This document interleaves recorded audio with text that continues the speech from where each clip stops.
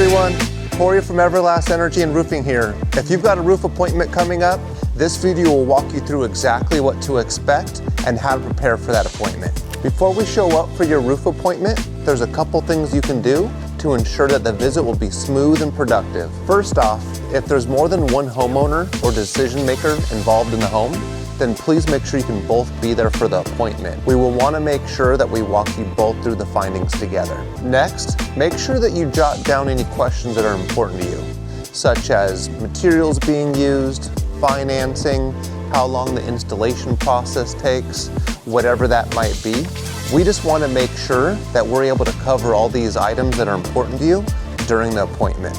Be sure to make note of any issues you've seen with the roof, such as leaks, missing shingles, or staining in the interior of the home. If you're able to walk us through that as soon as we arrive, then we can zero in on those issues sooner than later. It'll be important that we get into your attic, so make sure that you remove any obstacles in the walkway and entrance to the attic so that we can get in there without any problem. Pretty easy, right? Now let's jump into what you can expect when our specialist shows up to conduct the appointment.